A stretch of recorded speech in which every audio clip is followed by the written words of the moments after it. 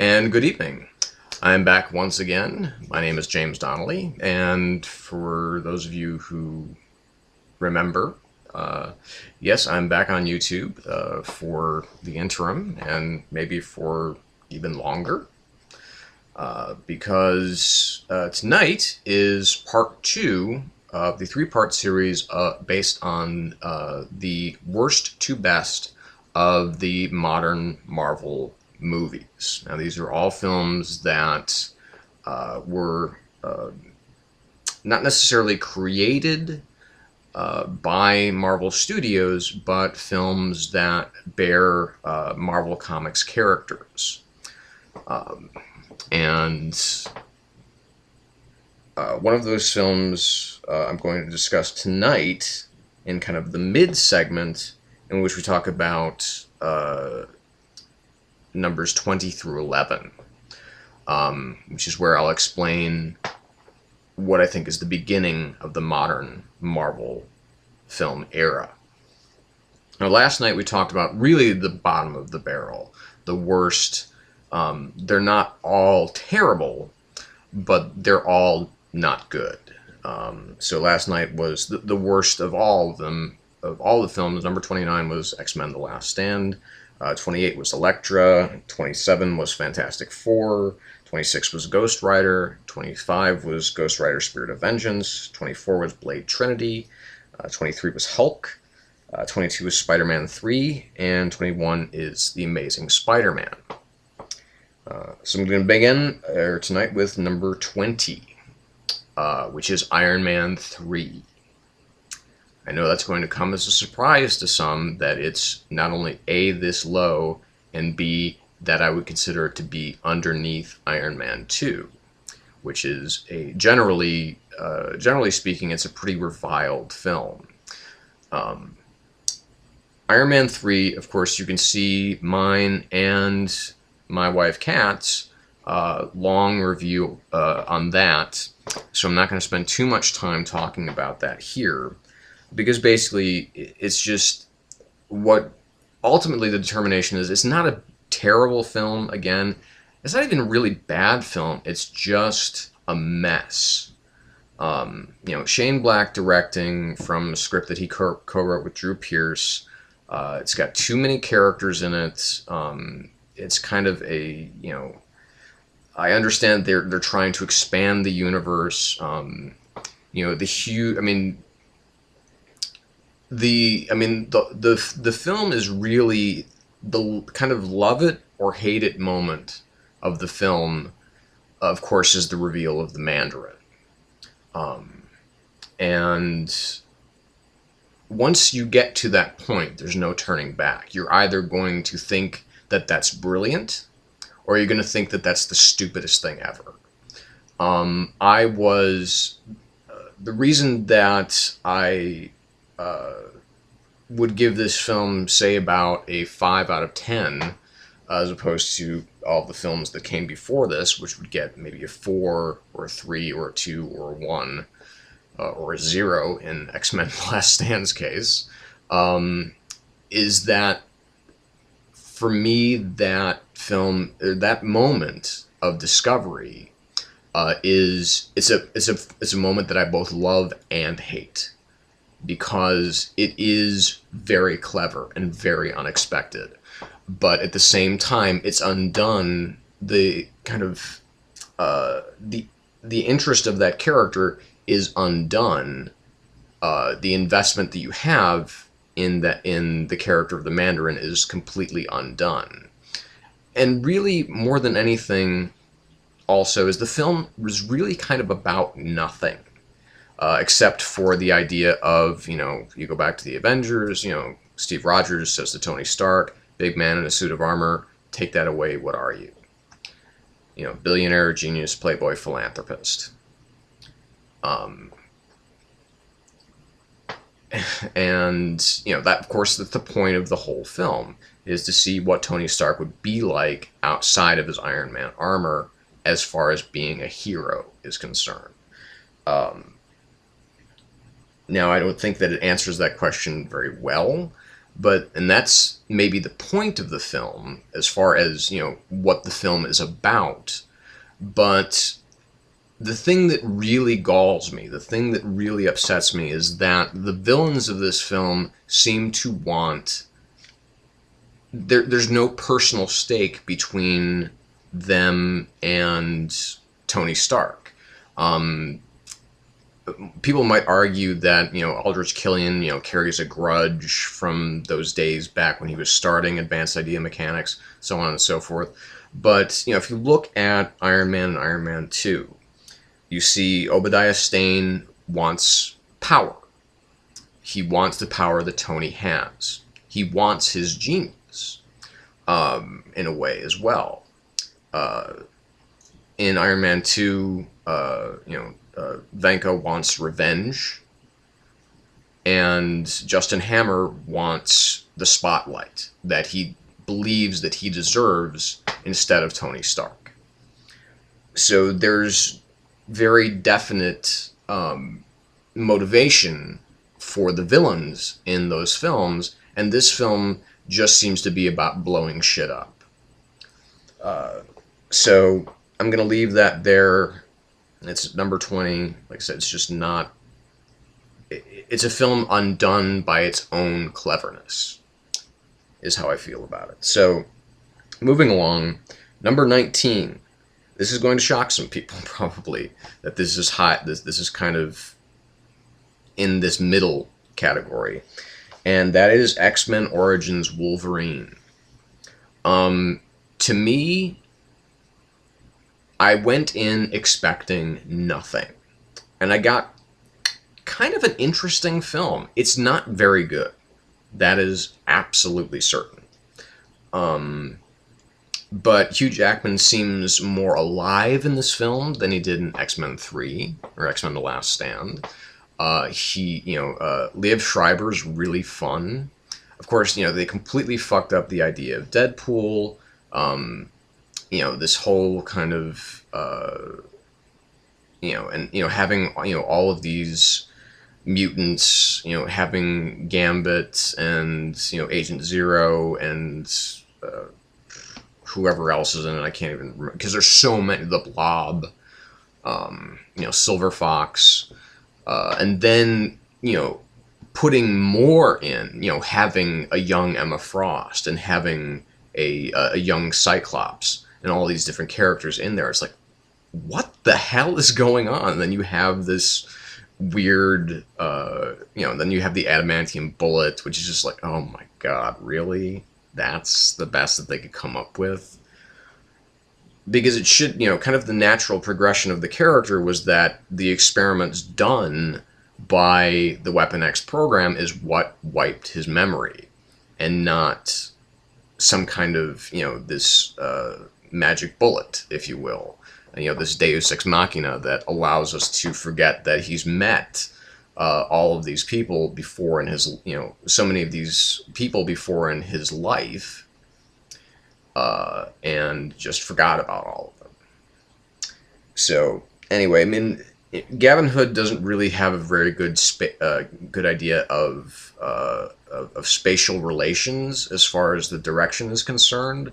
I mean, if you just look at the fight scene that's on top of the, like the nuclear reactor core, or whatever the hell that it is, between Deadpool and, the not talking Deadpool, which is kind of what makes Deadpool unique, is his mouth. You can't take the mouth away from the merc with a mouth. I mean, that just makes sense. But then between, Logan and, Deadpool, Logan, and, Victor. So, I liked Liev Schreiber a lot in this film. I thought he was a lot of fun. Danny Huston, kind of has that kind of, that kind of constant calm but unnerving presence that he does so well in a number of his roles. So it was just, it's not a terrible, terrible film. It's not nearly as bad as I thought it was going to be. So I think maybe that's why I like it, kind of. I mean, it's still a very middling film. It's maybe about a 5 out of 10, but but there are parts of it that I think that are actually pretty good. So that ironically brings me to my next one, which is X-Men First Class. Now, I know that somebody posted on my last video about where they thought that this would fall in relation to some of the other X-Men films. And I think I've talked about this before, so I don't want to get too much of a tangent going off on this as far as what I think about this film. Basically, under the direction of Matthew Vaughn, this is a film that has really no idea what it wants to be. Is it a revenge film? Is it a big budget action film? Is it an allegorical film? Is it a cool '60s spy movie? Is it a superhero movie? Is it a teen romance? Is it there's so many moods that this film has, and it doesn't maintain a consistent one. Now, obviously, the big winner of this film is Michael Fassbender. He is just awesome. And he owns the film, and rightly so, because of all of the actors that are in this, he's easily, well, I shouldn't say easily, because Jennifer Lawrence, of course, is in it as well as Mystique, and she's quite good as well, but he really owns this film. I mean, it really belongs to him, and he's really kind of like the best performer in the cast. James McAvoy is an actor I've never really cared for. I think he's kind of like Ewan McGregor light, is kind of how I've always felt about him, especially if you've seen Danny Boyle's Trance, which I think is, again, a very middling film. It's good, but it's nowhere near as good as it should have been. So you have, and then there's Kevin Bacon clearly cashing a paycheck in this film, kind of like what he is doing in the series The Following, which is I think one of the best bad television shows ever on TV. There's oh boy, January Jones. Wow. I mean, to think that I have no idea if she's even still a part of Mad Men, but the fact that she's even cast in anything is actually kind of mind-boggling. A huge flaw with this film is also its reconstruction of the timeline. The fact they decided to put this film in the 60s is a great idea, but you can't include characters that you've already seen in the future and have them be part of this film. Now, I would be totally okay if this was kind of if this had been kind of a parallel universe kind of story, if they adhered to the basic idea of, the X-Men and the Brotherhood, and, the idea of, Charles and Eric once being friends, and and maybe kind of scrapping, this film kind of throws away what had appeared before particularly in the film we just talked about, X-Men Origins Wolverine, because you have characters that reappear, particularly Emma Frost, because I kind of tried to work out the timeline at some point in time, and Wolverine, X-Men Origins Wolverine seems to take place sometime in maybe the late 70s or early 80s, and there we have like a 19-year-old Emma Frost, and here in this film you have obviously, clearly a, early 30s, late 20s Emma Frost in 1963. So that to me is just like, huh? And then you have a very American Moira MacTaggert, as opposed to the very Scottish one that was portrayed in X3 by Olivia Williams.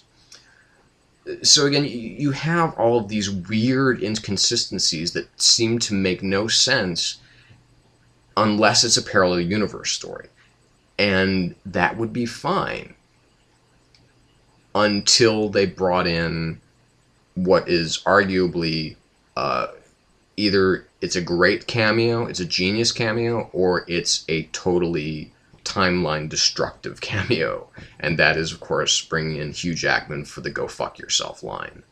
I mean, because it's a great F-bomb, it's a great, it's a great idea, but the fact that he is Logan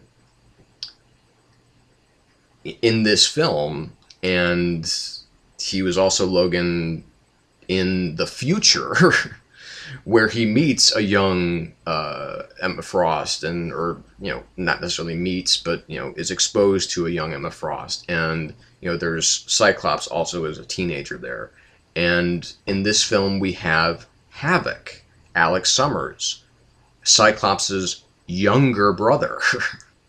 So it just, I mean, all of these time inconsistencies make no sense. And also, why did they make, I mean, the only thing that I can really think of as far as making Sebastian Shaw this character that Kevin Bacon plays is that they wanted to have him have the kinetic absorption powers. Other than having a character that would make sense in this film, which would have been Nathaniel Essex. I mean, to have Mr. Sinister in this film would have made so much more sense, because he is a geneticist, and Sebastian Shaw is just, he's a really rich guy with a sense of entitlement who thinks that, he's superior, and he's, I mean, that's what the Hellfire Club is all about. And,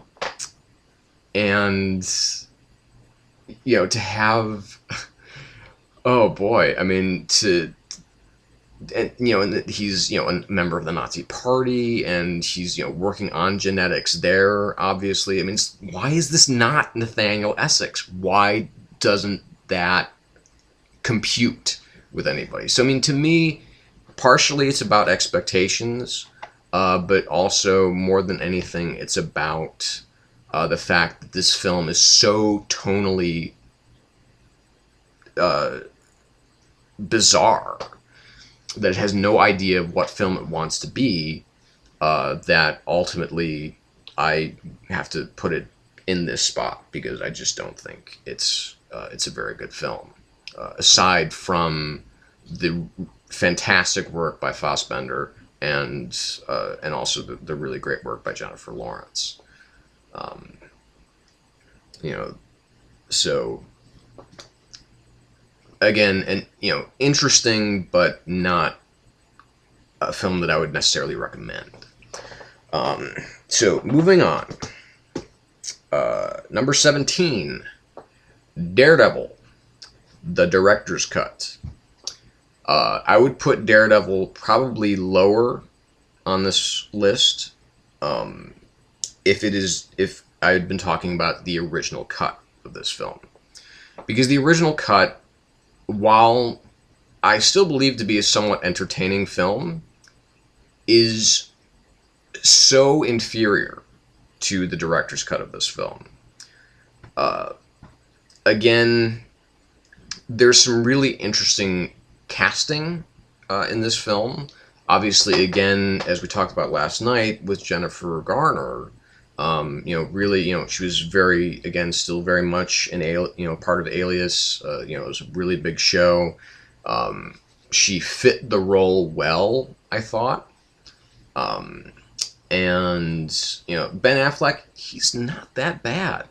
He really isn't. This is actually the point where I own all of these films, or will, on DVD or Blu-ray. So I know that's gonna mess with some minds here, but I own every film, including this one, including Daredevil, is a film that I own, and that's the film, and the version that I own is the director's cut, because the director's cut is a much better film. Now, of course, the CGI effects are still terrible. There's no way around that. I mean, it's interesting because I remember watching the non-director's cut version, but with the listening to director Mark Steven Johnson's commentary track on this film, in which he's talking about how awful the CG looks. And I'm like, well, it was your film, dude. I mean, you could have cut this scene or that scene, because, you have, I mean, we know that, Daredevil, he's the Scarlet Swashbuckler. He's a high-flying hero. I just wish that they had gone, I mean, I know that the audience expectation and those people who are big fans of Daredevil were much more expecting more of the, obviously, kind of, because we had just kind of finished up the Kevin Smith kind of reintroduction of Daredevil. Not necessarily reintroduction, but, just kind of reinvigoration of Daredevil, which is why Kevin Smith is in the film, playing a character named Kirby. And, you have, so I mean, it lays much more heavily into the Catholic guilt scenario. But in the director's cut, you do get, for instance, there's Karen Page has actual dialogue, as opposed to, I think, the one line that she had in the theatrical cut. And she has this whole subplot with Foggy, in which they're where they take the case of Coolio, a drug dealer who's been accused of murder, which is a murder that, Matt hears. I'm not going to, if you haven't seen it, you should, because I think you might rethink the value of this film, because this is a pretty damn good movie as far as the director's cut is concerned. I still love Colin Farrell. I think he's a great Bullseye. I find it strange that they let him stay Irish. My favorite scene in the whole film is actually his introductory scene, even though he has no dialogue at all, because I'm part Irish, and, when he's walking out of this English pub, and the pub owner, whatever, the guy who's challenged him to this bet, calls him an Irish, a piece of Irish trash, and then he takes out the paper clip and starts right into his throat. That, to me, that's an awesome moment, because we Irish, we don't like the English, at least, especially when they fuck with us.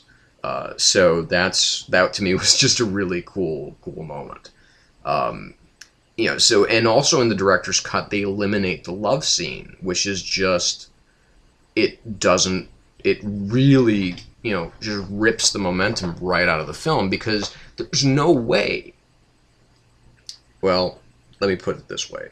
In this film, there's no way that that Matt Murdock, hearing someone crying for help, would ignore that in favor of a booty call. Just doesn't work for me at all. That was a big mistake that I thought occurred in the theatrical cut, and that was thankfully excised in the director's cut. So, like I said, there's a lot of better things in the director's cut that work, that undo some of the things that didn't work in the theatrical cut. Of course, still having Daredevil kind of killing the Quesada character played by Paul Ben-Victor is a really stupid way to open up the film. As far as, Daredevil's first appearance, like I said, I mean, Mark Steven Johnson, he's a very, very mediocre director. And again, that whole first action scene is so confusing and so poorly lit. And it's like, why is he just, I mean, there's a lot of cool comic booky moments in it, as far as comic book visuals, and from even just the opening where he's clutching onto the big cross, and bleeding down it and everything like that, and where he's standing in this pool table that is inexplicably set on fire, where Ben Urich, Joey Pants, flicks the cigarette, and there's the Daredevil, the DD symbol in flames. Of course, and even Johnson in the director's commentary admitted that to being an homage to The Crow, because there's no reason for it to be there. I know personally you cannot ignite, for instance, gasoline with a cigarette. Can't do it. Cannot do it. I've tried it. Believe me. You can't do it with lighter fluid. You can't do it with anything. The only thing that would possibly light it is maybe sterno. And where would Daredevil have had the time to do that? I mean, like I said, there's so many things that don't make sense if you think about them for too long, this film, which is part of its failings. But aside from that, the director's cut of Daredevil is a good film. And it's not great, but it's a good film. So number 16 is The Punisher. Now this is Jonathan Hensleigh's version with Thomas Jane and Rebecca Romaine Stamos and Ben Foster and of course John Travolta, and Samantha Mathis, and I mean all the other people that are in this film, Will Patton and Eddie Jemison and John Panette. This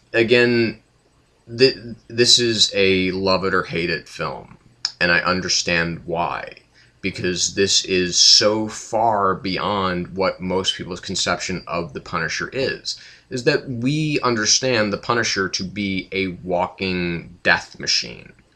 Okay, now this is obviously an origin story, and obviously it's a Western. I mean, there are certain shot choices that Hensley makes as a director that point very specifically to that. And then there's the great scene in the diner where Harry Heck, the assassin, comes in and plays the country song, the In Time song. And that's Mark Colley, who's he is a country music writer, he's a country music performer.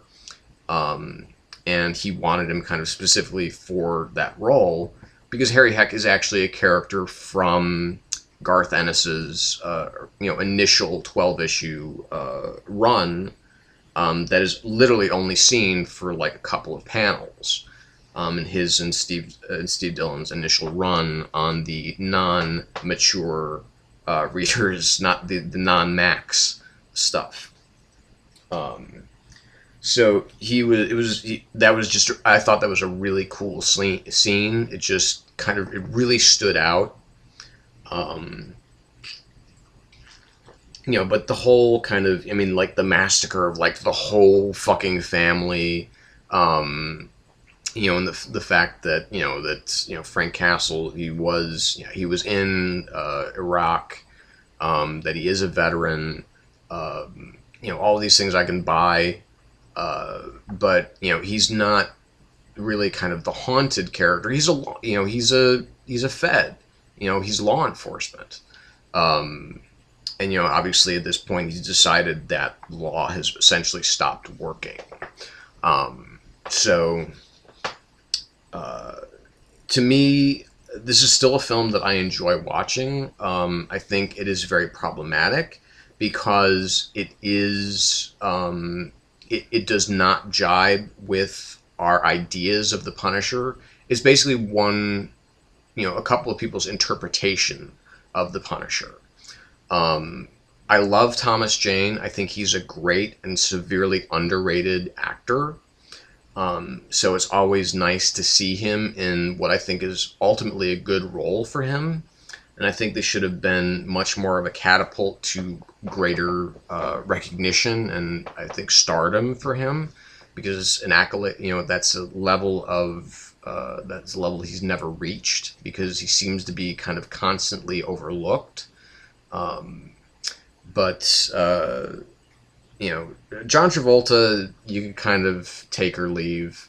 I mean, the whole kind of, this kind of noirish idea of kind of playing both sides against the middle that Frank Castle plans, again, is very not, it's kind of Frank Castle, but it's kind of not, because most of the people he would just blow away. I mean, let's face it.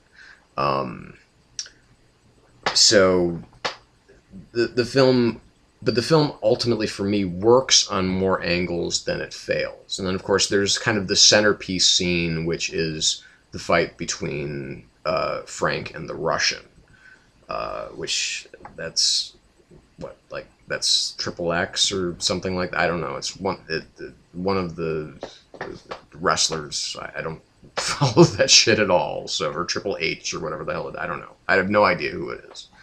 All I know is that he's a professional wrestler. Um, but again, I think it's a good movie. It's a solid movie. It's well crafted. It just isn't The Punisher, um, as we know him to be and ultimately kind of prefer. Um, so brings us to number 15. And this is the film in which I believe very strongly that the modern era of Marvel films started, even if it doesn't have the Marvel logo. And that, of course, is 1998's Blade, with Wesley Snipes and Stephen Dorff and Donald Logue and Boucher Wright, um, and Chris Christopherson, of course. Um, this is a film that I really enjoy. It works very well on a lot of different levels. Um, I think, having, the character of Whistler, as opposed to having characters right off the bat like Frank Drake or Hannibal King, people that were, in the Tomb of Dracula universe before Blade ever came to be, um, was, kind of an interesting choice to go with a more modern approach to it. But that's, people, I mean, because let's face it, I mean, Blade, not a very big character at any point really in the more recent Marvel history. I mean, it was kind of, arguably kind of big in the 70s, but, after that, what the hell happened to him? I know that Blade, Drake, and King eventually formed their own kind of, private eye thing. But, but it's, and to have, to kind of take away the kind of, the original idea of Blade, that he basically carried wooden stakes and wooden knives with him everywhere that he went. I mean, that was a very cool kind of 70s thing to do. But, this is, it's the late 90s. They needed something much more modern. So because Blade never carried guns. And now he's just, he's rocking guns left and right here. And they've got a lot of interesting tech in the film. The booby trapped sword. The idea of the blood god and everything like that. Udo Kier, and they actually put on sunblock to not blow up in the sun. And then there's the line, some motherfuckers always want to ice skate uphill, and I'm just like, what? that's like the big line of the film. But when it gets to that moment of the film, the big moment of the film, because there are a lot of really good set pieces. The opening sequence is fantastic. I love the introduction of Blade. The glaive and everything like that. I mean, the sword, everything that he uses, it's all really cool. And the fact that, that Wesley Snipes is a pretty amazing martial artist doesn't hurt. So, there's some things I could have done without. I think Deacon Frost as a character should have been older. but and I can't remember the name of the actress that plays. Oh, it's Santa Latham that plays his mother. The fact that he would remember her is kind of weird because he was taken from her when he was just a baby. So I think having that level of visual awareness that actually stayed in his brain for however old he is now is really weird. Um, but it's, the movie's kind of funny. The movie's really exciting when it ramps up the action. The kind of final set piece, not the boss fight, but everything that leads up to the boss fight. That whole sequence is fan fucking tastic.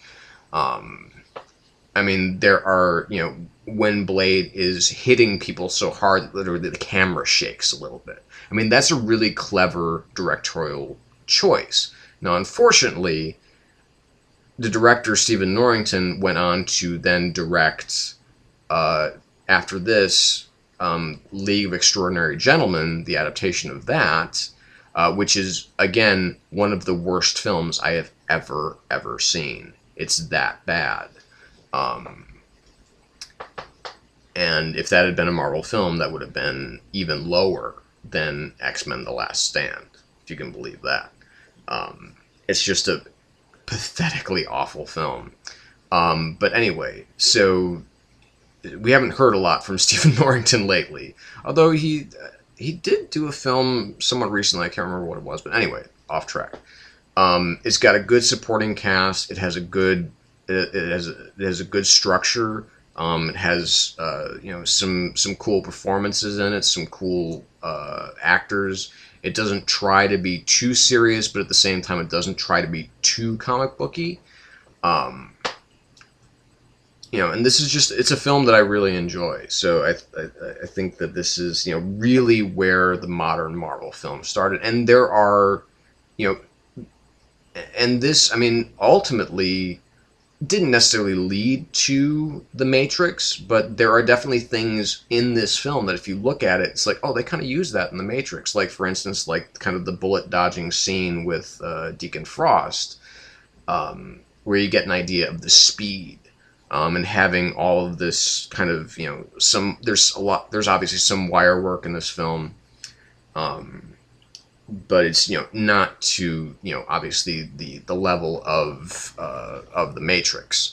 It's nothing quite that finessed. There's nothing quite that slick, quite that beautiful to look at in this film. So, but anyway, solid film, and very, very solid film, very entertaining film. Liked it a lot. Number 14 is Iron Man 2. The reason I like Iron Man 2 a lot is because it introduced some new ideas into what could have been a very kind of stale retread of the first film. Basically the very thing that is keeping Tony Stark alive is killing him. That's an interesting idea. I mean, there is, it does obviously get off track a little bit when it starts to get into kind of the middle act, and you have the fight between Rhodey and Tony, the birthday party and everything like that, and like the Gallagher moment where he fires the unibeam at the watermelon. It's just kind of silly, and it's starting to get off track. But it's a character building moment. I mean, as far as advancing the characters, we see how desperate Tony is and how strongly he believes that this is where he's going to die. Now, this whole kind of, this new element moment is, again, that's another moment that a lot of people were like, okay, this sucks. I actually really liked that idea, because what this film did, I think, more even so than the first one, was firmly establish it in a comic book world. I mean, yes, obviously, a man flying around in armor is a ridiculous idea, and it's very comic booky. But the first film didn't really achieve. There was much more serious tone to the first film, a kind of serio comic tone that was an undercurrent for that whole film. And this film very much gives into the idea of, you know what, we're in a comic book world, let's have fun with it a little bit. And it's, you know, of course, the introduction of, you know, Scarlett Johansson as Natasha Romanoff. You know, she's so great in that movie. I love her in this movie. Not as much as in the Avengers, because obviously she's a much more fully formed character there. But you know, the fact that she comes in and, you know, is kind of, you know, even from the first couple moments, you have her kind of, we see her abilities. She's a strong, you know, she's a very strong female character who's not just there because she's Scarlett Johansson and she's really hot. The bang bang bang between Tony and Pepper is maybe even stronger than it is in the first film, and definitely stronger than it is in the third film, because there's almost no Pepper in the third film. And so, I mean, the things that were some of the things that were really good about the first film, I believe that Iron Man 2 made better.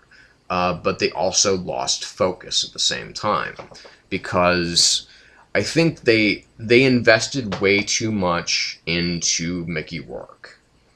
They wanted him so badly to play Vanko that I think that they lost sight of what Mickey Rourke is supposed to be able to bring to a film like this. Because his performance is so off the wall and so weird that it really seems out of place. Because he's obviously channeling something much deeper and more method than what anybody else is doing. So it seems very much out of place. Now, when you have, of course, Sam Rockwell killing it and stealing every scene that he's in as Justin Hammer, I thought that was really inspired casting. Again, I might have gone for somebody older in that particular role, because Justin Hammer, you know, he's an old guy when he's first introduced. So, but again, I can forgive that because it's Sam Rockwell, and Sam Rockwell is a fucking genius. You know, when he comes out, you know, onto the stage during the Stark Expo and he's dancing around to, you know, the Average White Band and everything like that. It's just, you can see how clearly he wants to be Tony Stark, but just doesn't have the ingenuity and doesn't have the intelligence and doesn't have the charisma. But he's sort of there. You think maybe if Tony Stark wasn't around, this guy would kind of be the king. And that's, you know, where I think some of the tragedy of his character comes from. And I think that's why Sam Rockwell plays him so well, is because I think that he kind of gets that. That if Tony Stark weren't in the way, he would be the guy that everybody would be going to. So it's, I think more than anything, it's a fun film, especially when you get to that final, you know, kind of bravura sequence with all the drones or the Hameroids. That, you know, you get to a very exciting comic book moment. I mean, when they're, when Tony and Rhodey are fighting back to back against all of these drones. It's a good, it's a cool movie. I think it's really strong. I think Jon Favreau directs it really well. Again, I think just the only thing that is really out of place is Mickey Rourke. If they had gotten somebody else to do that role, it might have been a more complete film. Number 13, Blade 2.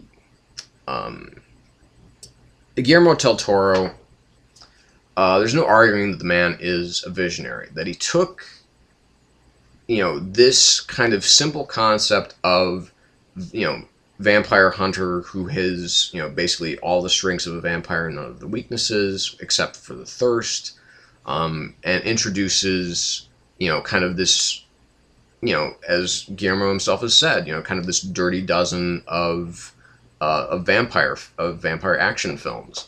He gets, all of these, fine actors, and, particularly, of course, Ron Perlman, and I can never remember the name of the actress that plays Nisa, but she's incredibly beautiful and she's really talented. And I think she does a really fine job. The whole Norman Reedus coming in, this kind of fight to save Whistler, and this romantic connection that Blade himself makes with another vampire. Someone that he totally believes is his enemy at first, and then the idea of the Reaper strain and Luke Goss, being kind of the patient zero. The effects in this film, again, it's early 2000 something that this film came out, so yeah, some of it does look really fake. Particularly in the final boss fight between Blade and Luke Goss's character. I can't remember his character's name, and that makes me feel bad right now. But I just and this kind of tops everything that came before it. Particularly on a visual scale, Guillermo del Toro's visual palette is very exciting and very interesting. And of course there are the the creatures that are in the yellow, the rust colored fluid and everything like that. I mean, that's of course it's one of del Toro's things. I mean, if you go back as far as Chronos, you get that. But it takes everything that's good about the first film and makes it better. And smartly doesn't descend too much into melodrama. And it's more of almost kind of a Shakespearean kind of experience, really. And I say that with all sincerity because you do have this son, that has been, kind of, brutally wronged by his father, who, deserves more than what he's getting. And then, you have, Donnie Yen and all, Lighthammer and, just all these really interesting and unique, vampire team up characters. And it just, I think it's kind of a piece of casting genius, a little bit of inspired casting genius to cast, Ron Perlman as this kind of, big, bald Nazi. I mean, it's just, to me, that's just funny. It's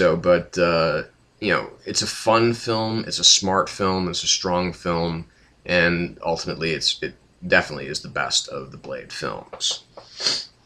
Number 12, and this will blow some minds, Punisher Warzone.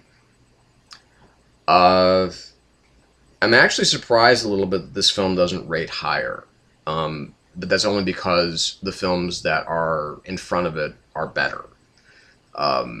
Because I fucking love this film, and I hated it when I first saw it. I really despised this film. I thought, oh man, this is just ridiculous.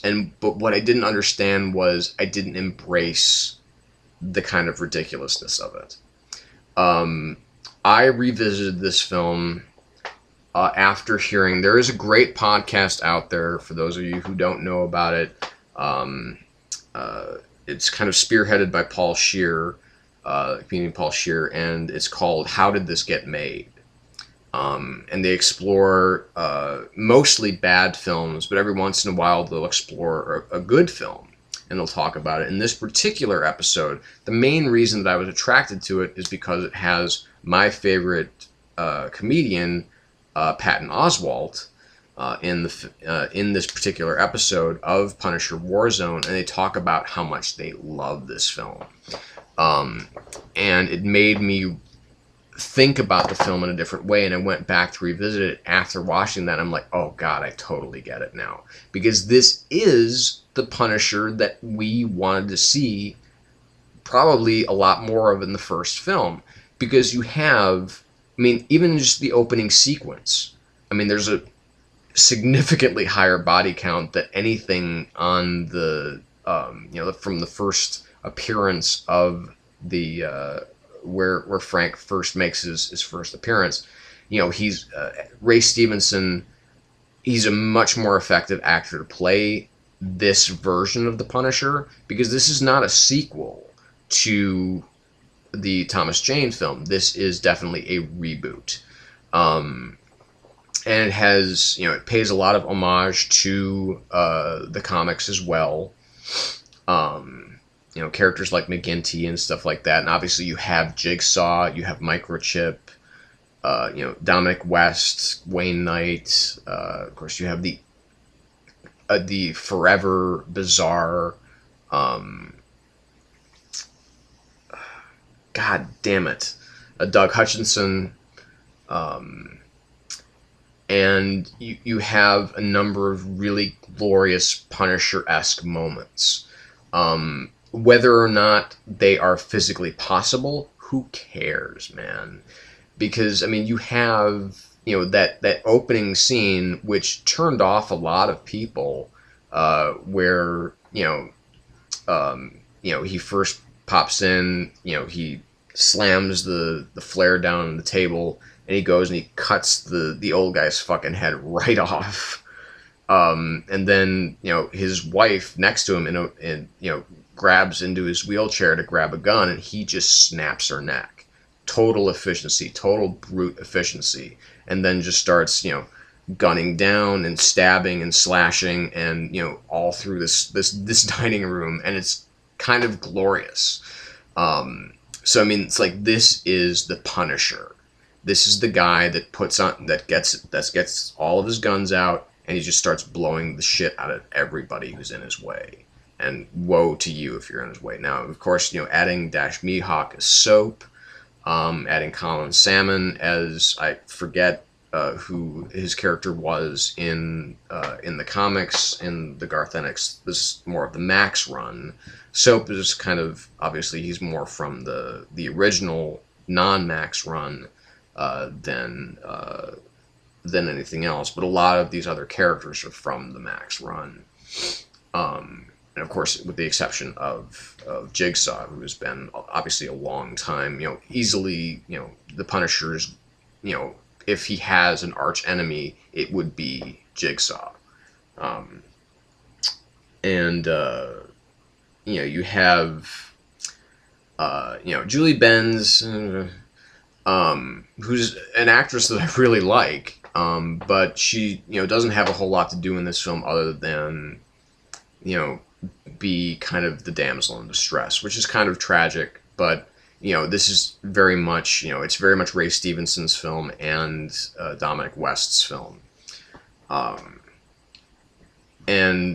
Ray Stevenson, who I loved in Rome, as Titus Pullo, I mean, he was such a perfect Frank Castle, because he's older, he's more grizzled, he's got the slick back hair, it's black, you don't know that it's dyed on, very clearly, Thomas Jane's hair was dyed black. I mean, we know this, of course, because he is a natural blonde, but, I mean, there are moments where you can definitely see, yes, his complexion doesn't match the rest of his face. His complexion doesn't match his hair at all, even when they have the dyed black eyebrows and everything like that. But anyway, that's getting away from this is a Frank that I really think has seen a lot more shit. Even if I had seen Ray Stevenson in the first film, or in Jonathan Hensley's The Punisher, as opposed to Lexi Alexander's Punisher Warzone, I would have bought that Punisher, him as the Punisher more, because he does have this aged, grizzled, warlike quality to him.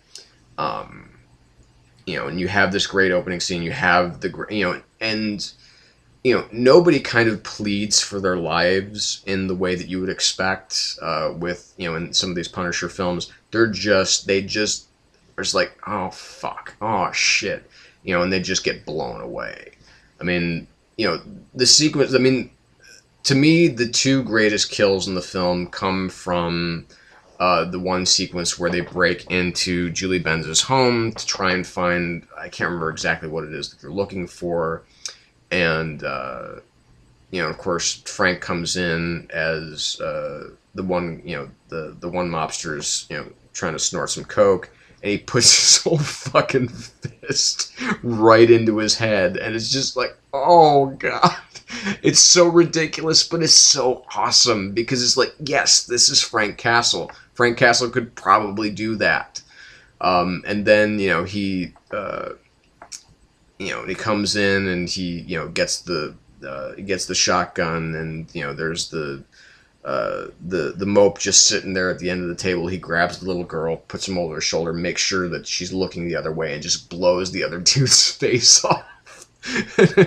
And, Colin Salmon's character's reaction is, God damn it, Castle, as opposed to, why did you do that? It's like, no, this is what he does. He kills criminals. That's what he exists to do. It's a war that he fights. And the action sequences are tighter, they're more inventive, they're more creative. There's a more interesting use of composition and lighting in this film. I mean, it's just, and the performances are outrageous, they're bizarre, they're wonderful. And this film just works really, really well.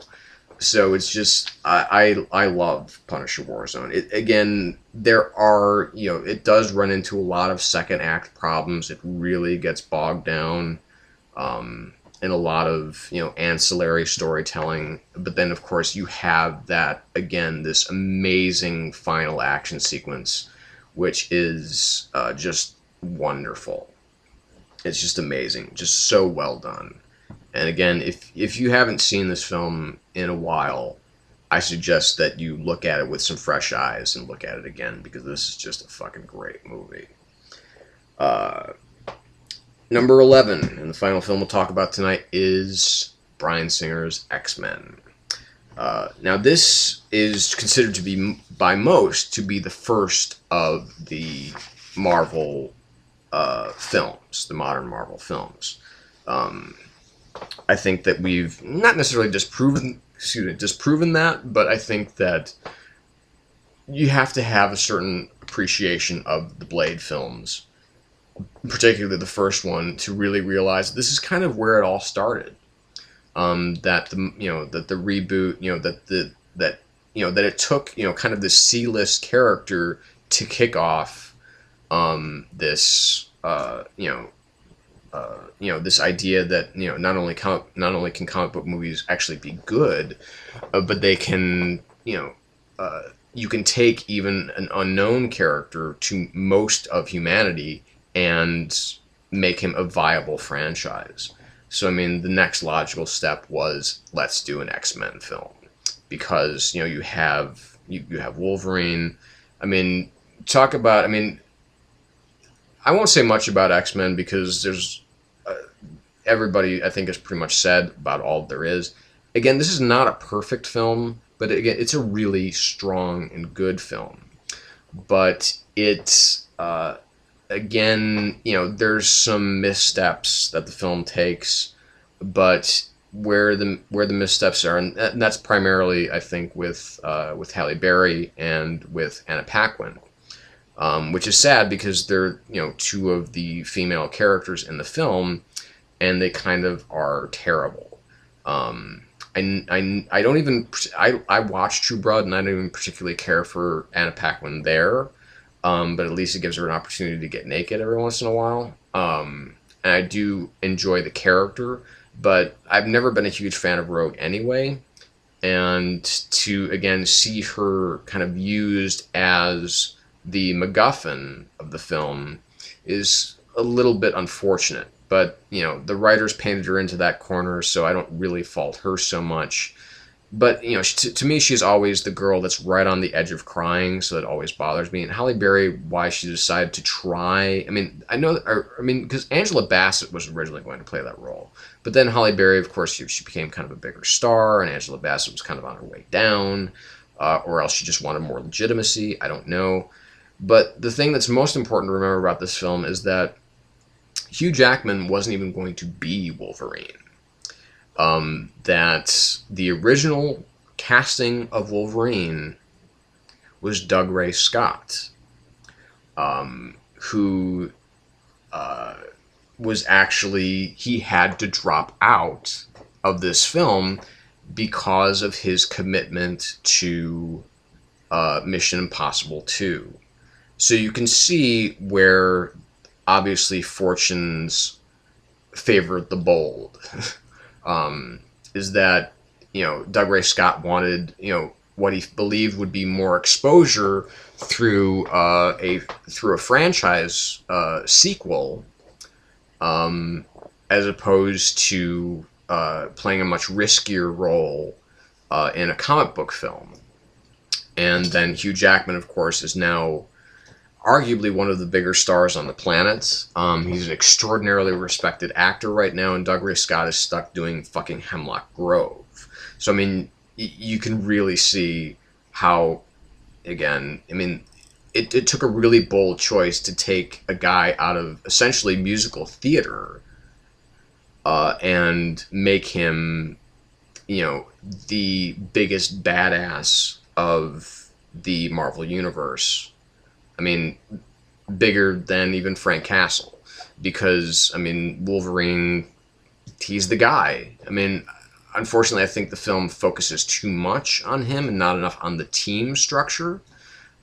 Which is where, of course, I believe that, a character like Cyclops, who I think was really well played by James Marsden,